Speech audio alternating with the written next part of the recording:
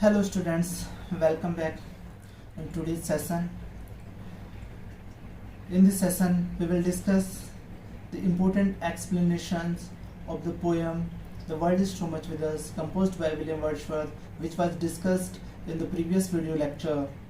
So, from the exam point of view, we will discuss the explanations of that poem in this video lecture. So, welcome to all of you. So, in the exam, it may be asked that explanations with the reference of the context of any of the passages from the poem. So, the lines started from we have or it moves us, which was asked in Kota exam, Kota University examination in 2014 and 2018. And in Rajasthan University examinations in 2018. So I will recite the lines first. So lines are: we have given our hearts away, a sordid boon, this sea that bears her bosom to the moon, the winds that will be howling at all the hour, and are up together now like sleeping flower. For this, for everything, we are out of tune, it moves us not. So these lines may be asked in the examinations. These are the very important line of this poem. So these are used to ask in the examinations. So what is the reference of these lines? So in the reference we have to write that these lines have been taken from the sonnet entitled. First of all, we should know from where these lines have been taken and who is the writer of that poem. So these lines have been taken from the sonnet titled "The World Is Too Much With Us," okay, which was composed or written by William Wordsworth. In the reference, we have to write first thing is from where these lines have been taken and who is the writer. So these lines have been taken from the poem or the sonnet, "The World Is Too Much With Us," composed by William Wordsworth. Okay, the next we have to write about the poem. What is the theme of the poem? Okay, so in this sonnet, the poet is grieved to note that the pupil become more and more materialistic. They have no love for the beauty of nature. As we have already discussed in the previous lecture, that the poem is about the contrast between materialism and the nature. So pupil of the poets is become more and more materialistic, and they have very less time to observe, to enjoy the beauty and glory of nature. So they have no love for the beauty of nature. They have no love for this. What is the theme of this poem is? The theme of this poem is that the poet is grieved to note that the people become more and more materialistic. They have no love for the beauty of nature. So in the reference we have write two things, and the context.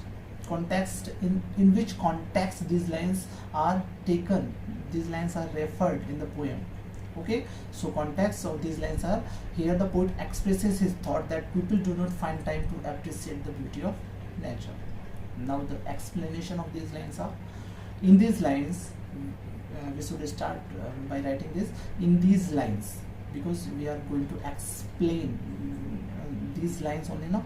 So in these lines, the poet says that we have bartered, we have given our hearts away, means we have bartered the power of our hearts with worldly affairs, a sordid boon, which is unworthy. Sordid boon means very mean bargain, which is very unworthy. We have bartered the power of our hearts for the worldly affairs, worldly activities. So we have to write this in these lines. The poet says that we have bartered the power of our hearts with worldly affairs, which is unworthy. Next, the poet portrays some beautiful scenes of nature. This sea that bears her bosom to the moon. Okay, to the sight of the grand sea, laying open in the glare of moonlit night, does not attract us. This sea that bears her bosom to the moon means this sea that opens, that exposes her bosom to the moonlit light, moonlit silver night. It's a very beautiful scan of nature. The sight of the grand sea laying open in the glare of moonlit night does not attract us. The poet wants to say that this sight doesn't attract the pupil of his eyes. The very next line is the winds that will be howling at all hours and are upgathered now like sleeping flowers.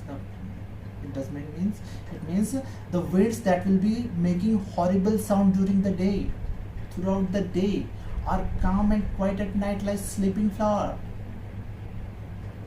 But we have no time to appreciate their beauty.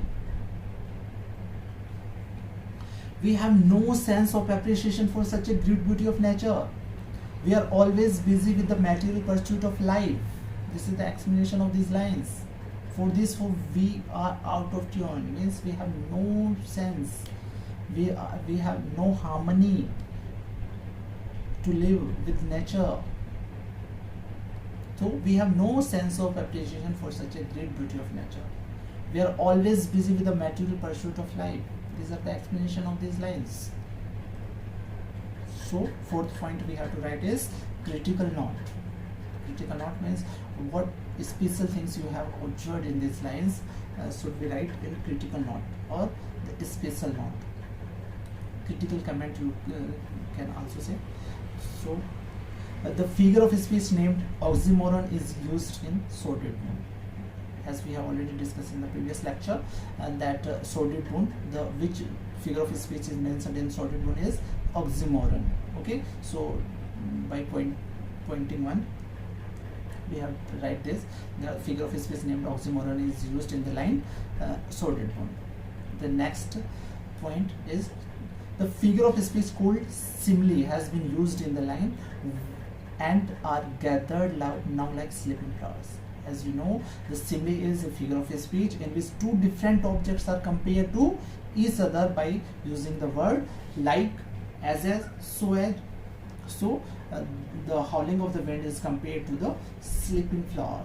So here objects are totally different, the wind is different, and the flowers are totally different. The two objects are compared to each other. So here is simile, use of simile. So we have to write in this critical comment or critical note. So this is the explanation of these lines.